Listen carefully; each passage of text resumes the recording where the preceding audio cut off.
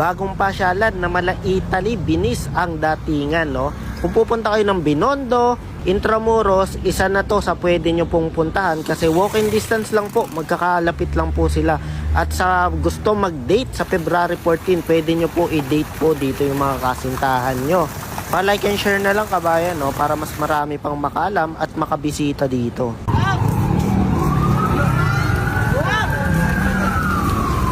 Ayun na, binuksan na po itong fountain. Ayan, kitang-kita natin ay kaka-open lang po ng fountain na magana na to. Papailawan, kukulayan na po nila. Malapit na po kabayan, no?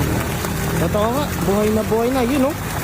Buhay na po ang Pasig River dahil dito po kabayan sa pinailaw po nila na mala-ambience po ng France, Italy.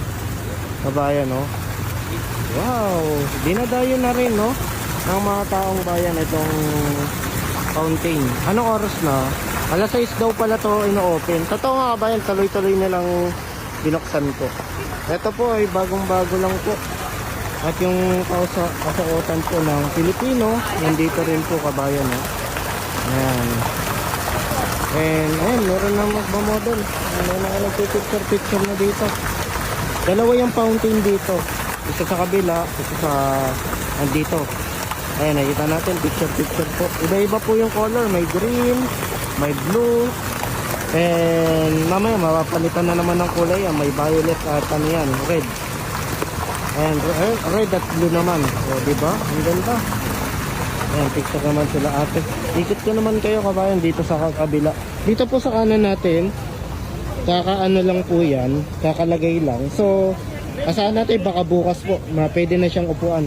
Bagong ano lang kasi, bagong tapal. Eh no, ganda. And dito papakita ko lang saglit yung itsura ng mga poste po. Ang ganda ng mga poste dito, no? At may kita nyo, oh, yung mga solid na ano, parang hinango nga sa Jones Bridge. Ayun yung Jones Bridge, oh, yung ilalim nun, oh, tsaka yung mga poste. Dito ang daming poste. Ang gandang tignan. Akala mo nasa ano ka talaga, nasa Italy, France kabayan. Ang ambience niya, Paris. Akala mo nasa Paris ka sa ganda. Pwede nyo to, wala pong babayaran. Pwede nyo pong galaan. Malapit lang po sa Jones Bridge, Loton. Ayun. And meron din po tayong mga kapulisan po dito kabayan. Sa kaliwa naman po, meron din pong mga bulaklak, mga halaman kabayan, no?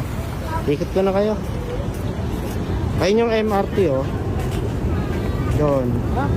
And yung ilog pala, silipin natin para alam nyo. Ang ganito, oh. Ang cute talaga, super ganda. Promise.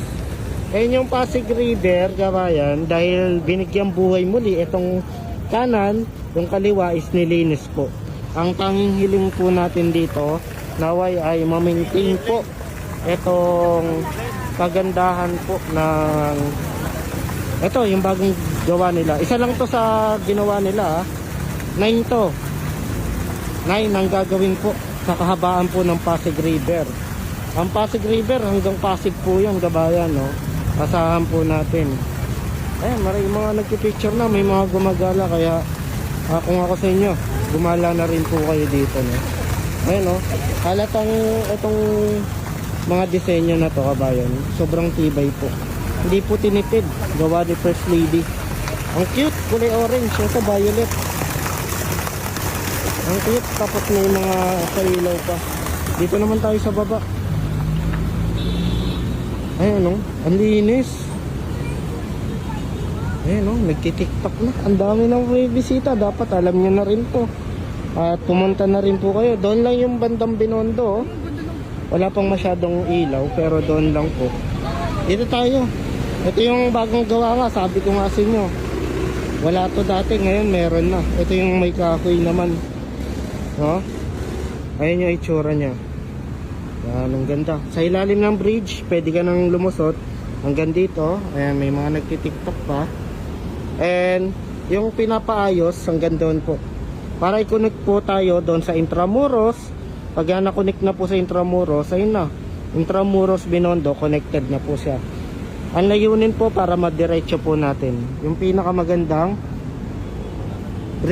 isa sa mga magagandang bridge, itong Jones Bridge, tsaka yan Intramuros Binondo.